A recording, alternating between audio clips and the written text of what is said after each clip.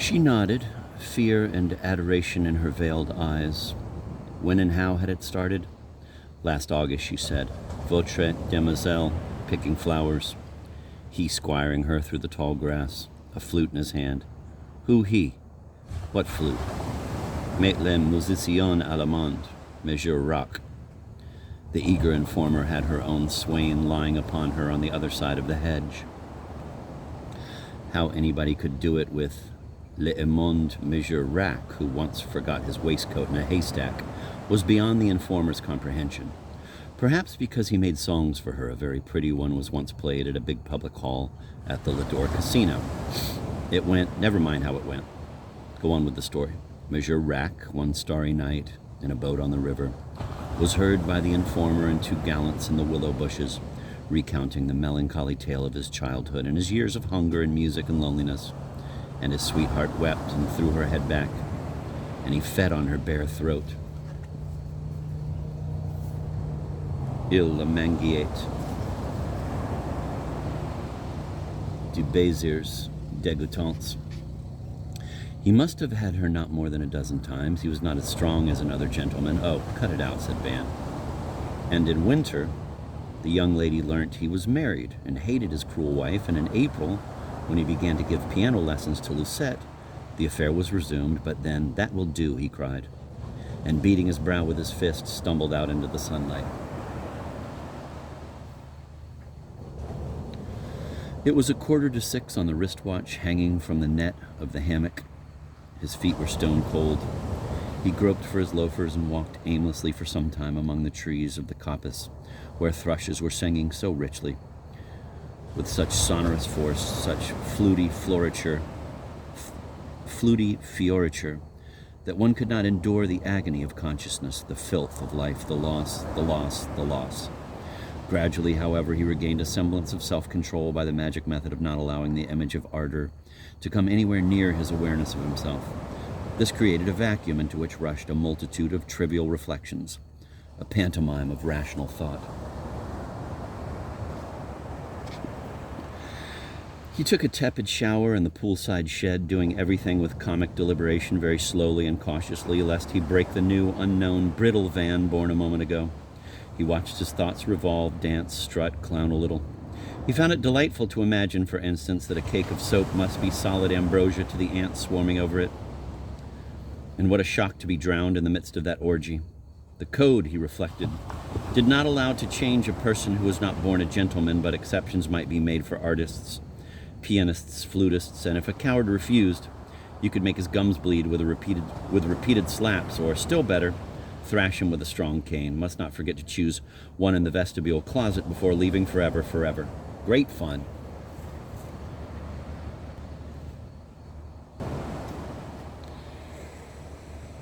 He relished as something quite special the kind of one-legged jig a naked fellow performs when focusing on the shorts he tries to get into.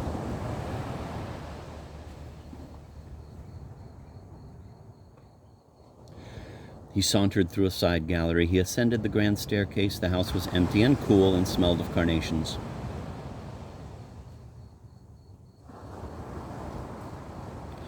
Good morning and goodbye, little bedroom. Van shaved, Van pared his toenails, Van dressed with exquisite care, gray socks, silk shirt, gray tie, dark gray suit, newly pressed. Shoes, yes, shoes, mustn't forget shoes, and without bothering to sort out the rest of his belongings, crammed a score of $20 gold coins into a chamois purse, distributed handkerchief, checkbook, passport. What else? Nothing else. Over his rigid person and pinned a note to the pillow asking to have his things packed and forwarded to his father's address. Son killed by avalanche, no hat found, contraceptives donated to old guide's home. After the passage of about 8 decades, all this sounds very amusing and silly. But at the time, he was a dead man going through the motions of an imagined dreamer. He bent down with a grunt, cursing his knee to fix his skis in the driving snow on the brink of the slope, but the skis had vanished. The bindings were shoelaces and the slope a staircase.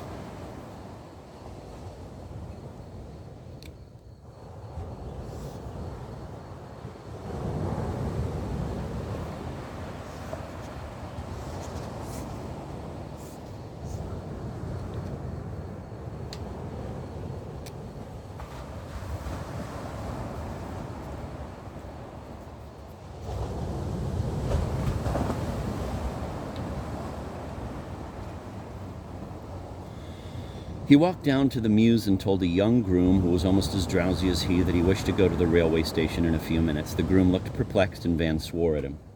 Wristwatch, he returned to the hammock where it was strapped to the netting. On his way back to the stables around the house, he happened to look up and saw a black-haired girl of 16 or so, in yellow slacks and a black bolero, standing on a third-floor balcony and signaling to him.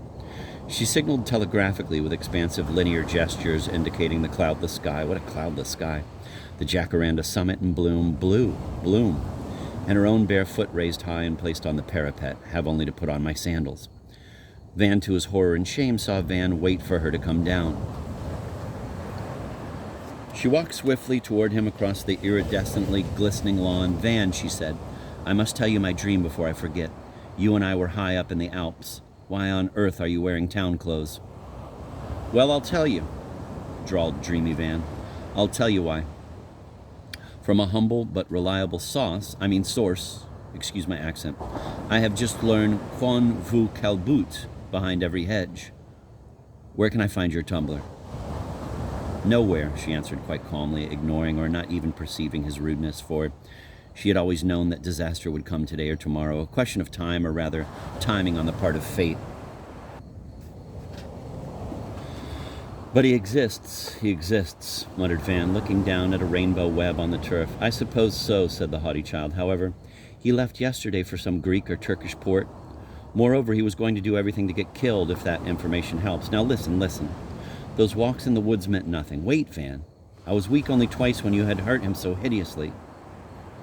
Or perhaps 3 times in all. Please, I can't explain in one gush, but eventually you will understand. Not everybody is as happy as we are. He's a poor, lost, clumsy boy. We are all doomed, but some are more doomed than others. He is nothing to me. I shall never see him again. He is nothing, I swear. He adores me to the point of insanity. I think, said Van, we've got hold of the wrong lover. I was asking about Herr Rack, who has such delectable gums and also adores you to the point of insanity. He turned, as they say, on his heel and walked toward the house. He could swear he did not look back, but could not, by any optical chance or in any prism, have seen her physically as he walked away, and yet, with dreadful distinction, he retained forever a composite picture of her standing where he left her.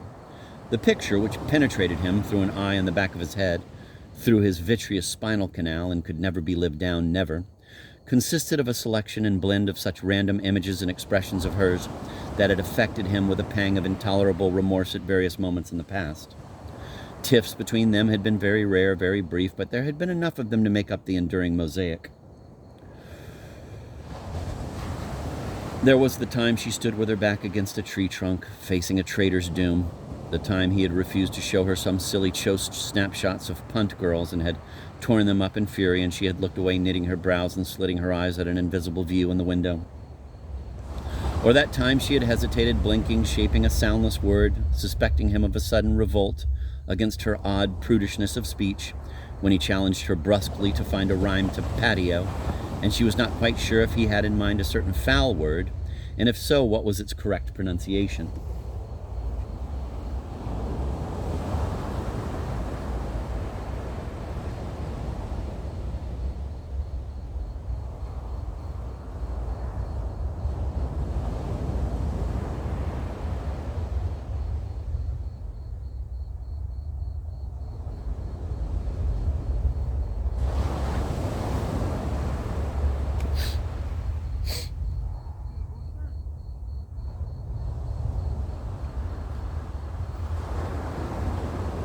And perhaps worst of all, that time when she stood fiddling with a bunch of wildflowers, a gentle half-smile hanging back quite neutrally in her eyes, her lips pursed, her head making imprecise little movements as if punctuating with self-directed nods, secret decisions, and silent clauses in some sort of contract with herself. With him, with unknown parties here and after, called comfortless, inutile, unjust, while he indulged in a brutal outburst triggered by her suggesting, quite sweetly and casually, as she might suggest walking a little way on the edge of a bog to see if a certain orchid was out, that they visit the late Krolik's grave in a churchyard by which they were passing. And he had suddenly started to shout, "You know, I abhor churchyards. I denounce death. Dead bodies are burlesque. I refuse to stare at a stone under which a roly-poly old pole is rotting. Let him feed his maggots in peace. The entomologies of death leave me cold. I detest, I despise." excuse me. He went on ranting that way for a couple of minutes and then literally fell at her feet, kissing her feet, imploring her pardon. And for a little while longer she kept gazing at him pensively. Those were the fragments of the tessellation, and there were others even more trivial, but in coming together the harmless parts made a lethal entity. And the girl in yellow slacks and black jacket, standing with her hands behind her back, slightly rocking her shoulders, leaning her back now closer, now less closely against the tree trunk and tossing her hair. A definite picture that he knew he had never seen in reality remained within him, more real than any actual memory. Marina, in kimono and curlers, stood surrounded by servants before the porch and was asking questions that nobody seemed to answer.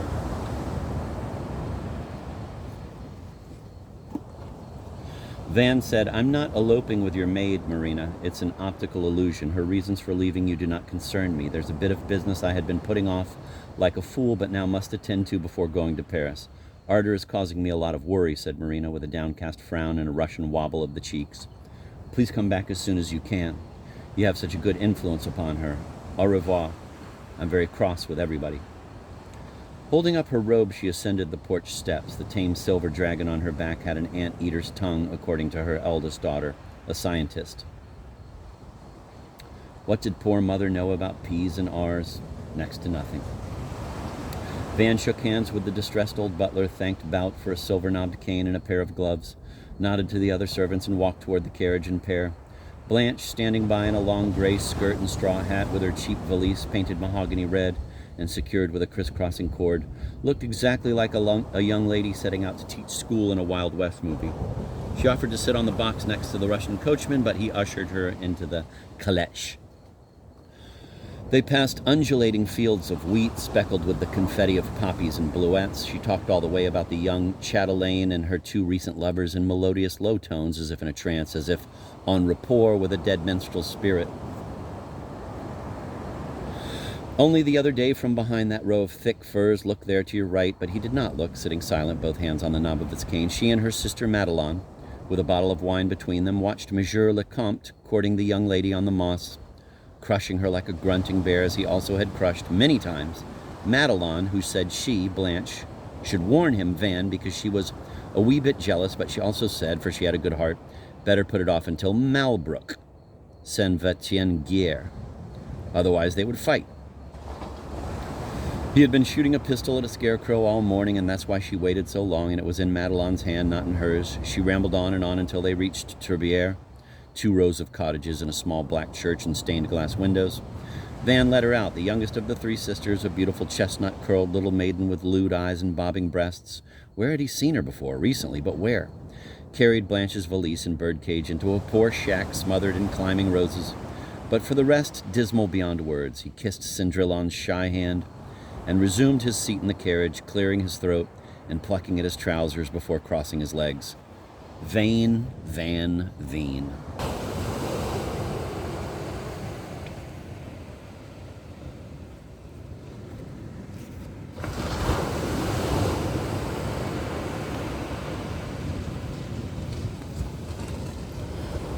The express does not stop at Torfianka, does it, Trofim? I'll take you 5 versts across the bog, said Trofim. The nearest is Bolosyanka. His vulgar Russian word for maidenhair or whistle stop. Train probably crowded. Maidenhair. Idiot. Percy Boy might have been buried by now. Maidenhair, thus named because of the huge spreading Chinese tree at the end of the platform. Once, vaguely confused with the Venus hair fern, she walked to the end of the platform in Tolstoy's novel, first exponent of the inner monologue later exploited by the French and the Irish. Ne vert, ne vert, ne vert, l'arbre au courant et que dior. At least in the fall. Never, never shall I hear again her botanical voice. Fall of Biloba. Sorry, my Latin is showing. Ginkgo, ginkgo, ink, incog. Known also as Salisbury's adiantifolia. Ardors in folio. Poor Salisburia. Sunk. Poor stream of consciousness. Marais. Noir by now. Who wants Artis Hall? Baron a baron, said Trofim, turning his blonde-bearded face to his passenger. Da skavos kajani, fartuk ne stalabi yatrogat etu, Franciscuyu devku, baron, master, daje skavos kajani fartuk, even through a leathern apron. Ne stal bi yatrogat, I would not think of touching, etu, this, that. Franciscuyu, French, adjective, accusatory. Devku, wench. Ujas, achayani, horror, despair. Jalost, pity. Conchino, zagajino, rosterzano, finished, fouled, torn to shreds.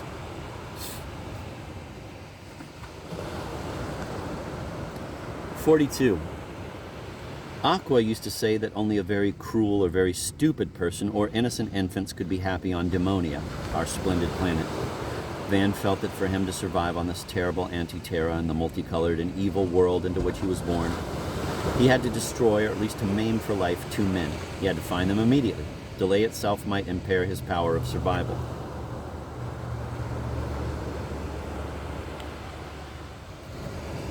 The rapture of their destruction would not mend his heart, but would certainly rinse his brain.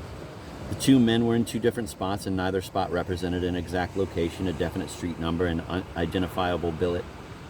He hoped to punish them in an honorable way if fate helped. He was not prepared for the comically exaggerated zeal fate was to display in leading him on and then muscling in to become an over-cooperative agent.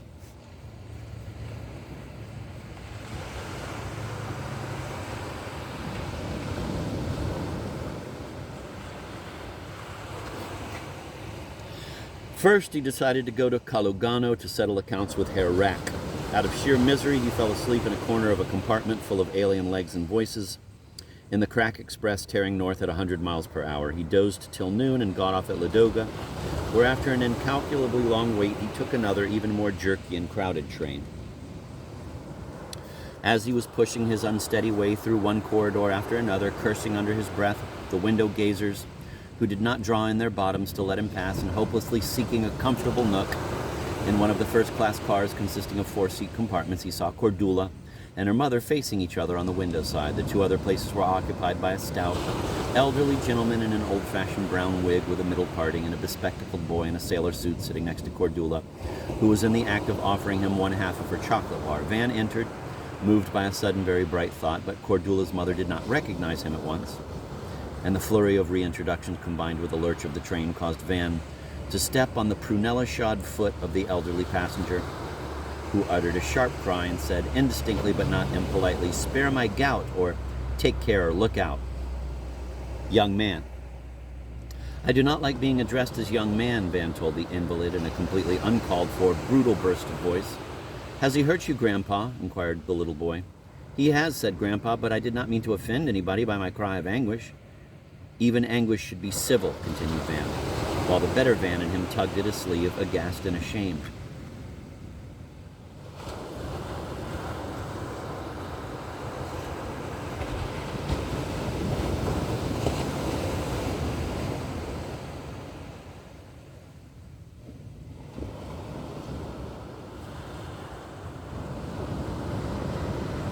"Cordula," said the old actress, with the same apropos with which she once picked up and fondled a fireman's cat that had strayed into fast colors in the middle of her best speech, "why don't you go with this angry young demon to the T-car?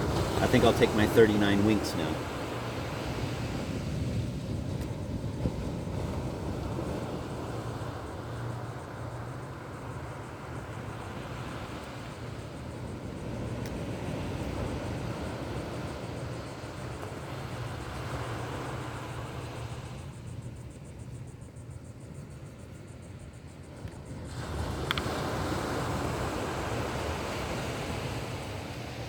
I have to reread that little paragraph. "Cordulia," said the old actress, with the same apropos with which she once picked up and fondled a fireman's cat that had strayed into fast colors in the middle of her best speech.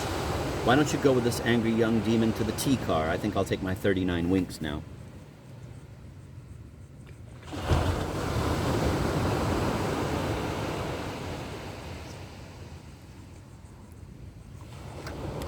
"What's wrong?" asked Cordula, as they settled down in the very roomy and rococo crumpeter, as Calugano College students used to call it in the 80s and 90s. Everything, replied Van, but what makes you ask? Well, we know Dr. Platonov slightly, and there was absolutely no reason for you to be so abominably rude to the dear old man. I apologize, said Van. Let us order the traditional tea. Another queer thing, said Cordula, is that you actually noticed me today. 2 months ago, you snubbed me. You had changed. You had grown lovely and languorous. You're even lovelier now. Cordula is no longer a virgin. Tell me, do you happen to have Percy Dupre's address? I mean, we all know he's invading Tartary, but where could a letter reach him? I don't care to ask your snoopy aunt to forward anything. I dare say the Frasers have it. I'll find out. But where's Van going? Where shall I find Van? At home, 5 Park Lane in a day or two. Just now I'm going to Calugano. That's a gruesome place. Girl? Man, do you know Calugano? Dentist? Best hotel? Concert hall? My cousin's music teacher? She shook her short curls. No, she went there very seldom, twice to a concert in a pine forest. She had not been aware that Arter took music lessons. How was Arter?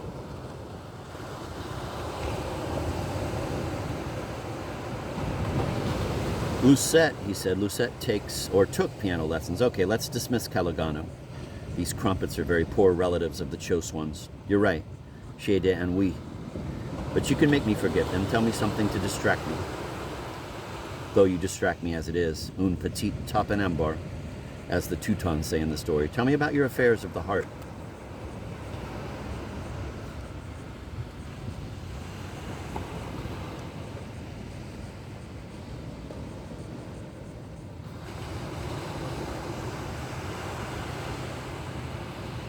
She was not a bright little girl, but she was a loquacious and really quite exciting little girl. He started to caress her under the table, but she gently removed his hand, whispering "womenses," as whimsically as another girl had done in some other dream.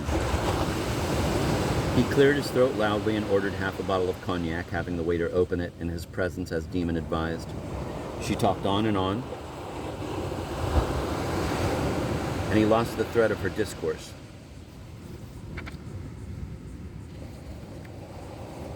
Or rather, it got enmeshed in the rapid landscape, which his gaze followed over her shoulder with a sudden ravine recording what Jack said when his wife phoned, or a lone tree in a clover field impersonating abandoned John, or a romantic stream running down a cliff and reflecting her brief, bright affair with Marquise Quizquizani.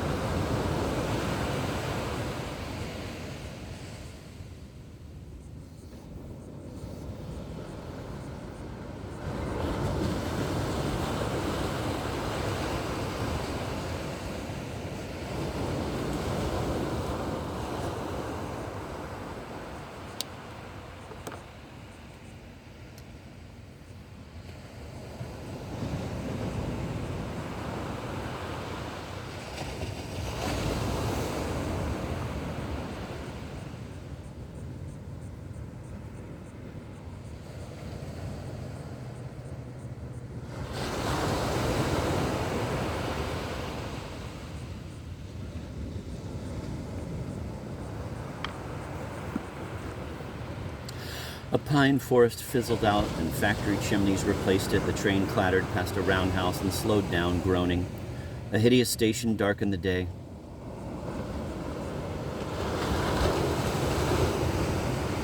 Good Lord, cried Van, that's my stop.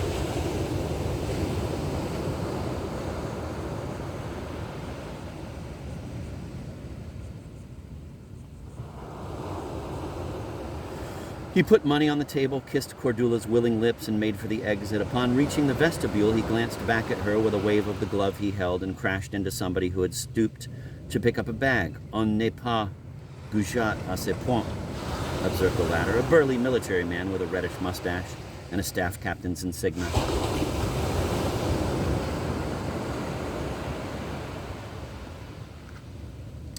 Van brushed past him, and when both had come down on the platform, Glove slapped him smartly across the face.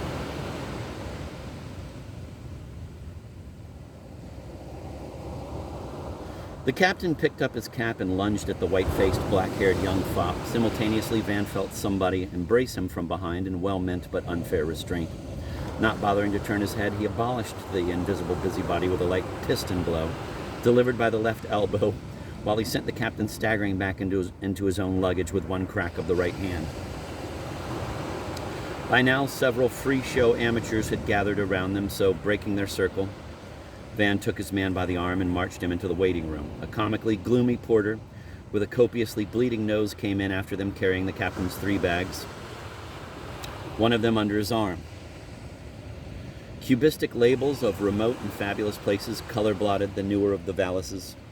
Visiting cards were exchanged. "Demon's Son," grunted Captain Tapper of Wild Violet Lodge, Kalugano. "Correct," said Van. "I'll put up, I guess, at the Majestic. If not, a note will be left for your second or seconds. You'll have to get me one. I can't very well ask the concierge to do it."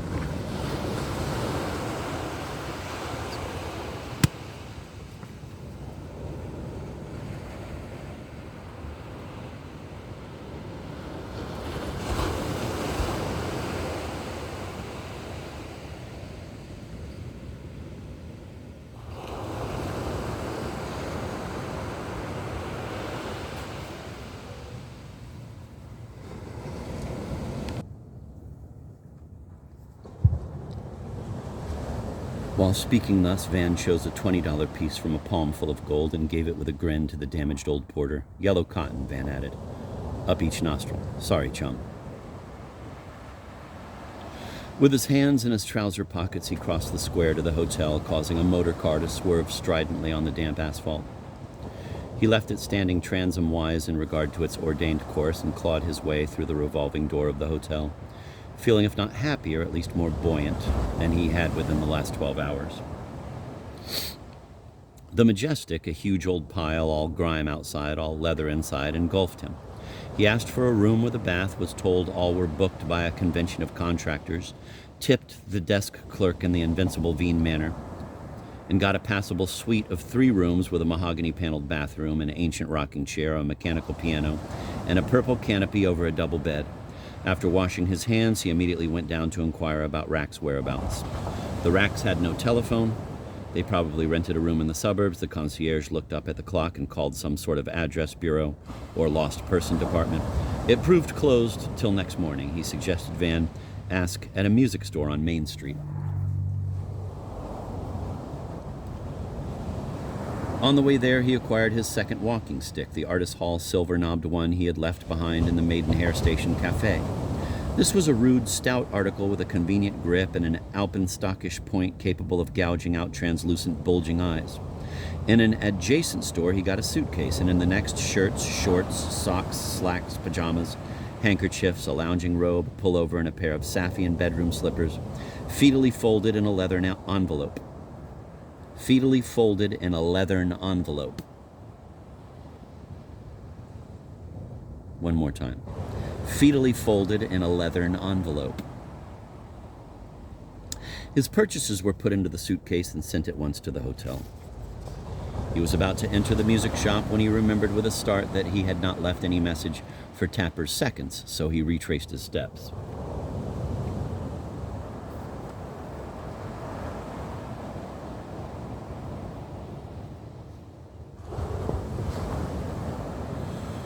He found them sitting in the lounge and requested them to settle matters rapidly. He had more important business than that. Ne grubit secundantum. Never be rude to seconds, said Demon's voice in his mind. Arwen Birdfoot, a lieutenant in the guards, was blond and flabby with moist pink lips and a foot-long cigarette holder. Johnny Raffin, Esquire, was small, dark, and dapper and wore blue suede shoes with a dreadful tan suit. Birdfoot soon disappeared, leaving Van to work out details with Johnny, who, though loyally eager to assist Van, could not conceal that his heart belonged to Van's adversary. The captain was a first-rate shot, Johnny said, and member of the Do-Re-La Country Club. Bloodthirsty brutishness did not come with his Britishness, but his military and academic standing demanded he defend his honor. He was an expert on maps, horses, horticulture. He was a wealthy landlord. The merest adumbration of an apology on Baron Veen's part would clinch the matter with a token of gracious finality.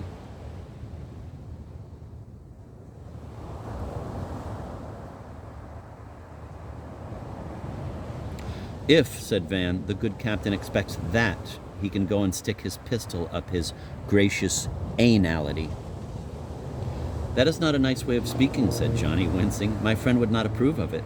We must remember he is a very refined person. Was Johnny Van second or the captain's? I'm yours, said Johnny with a languid look. Did he or the refined captain know a German-born pianist, Philip Rack, married with 3 babies, probably? I'm afraid, said Johnny, with a note of disdain, that I don't know many people with babies in Kalugano. Was there a good whorehouse in the vicinity? With increasing disdain, Johnny answered he was a confirmed bachelor. Well, all right, said Van. I have now to go out again before the shops close. Shall I acquire a brace of dueling pistols, or will the captain lend me an army Brugger? We can supply the weapons, said Johnny. When Van arrived in front of the music shop, he found it locked. He stared for a moment at the harps and the guitars and the flowers and silver vases on consoles receding in the dusk of looking-glasses, and recalled the schoolgirl whom he had longed for so keenly half a dozen years ago. Rosa, was that her name? Would he have been happier with her than with his pale, fatal sister?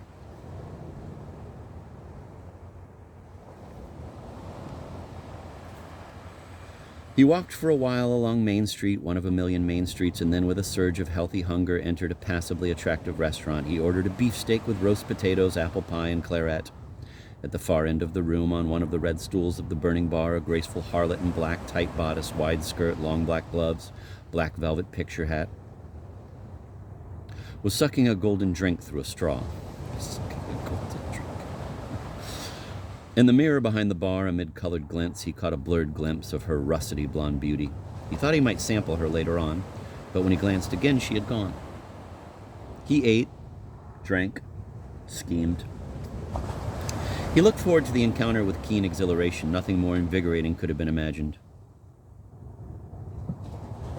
Shooting it out with that incidental clown furnished unhoped-for relief, particularly since Rack would no doubt accept a plain thrashing in lieu of combat.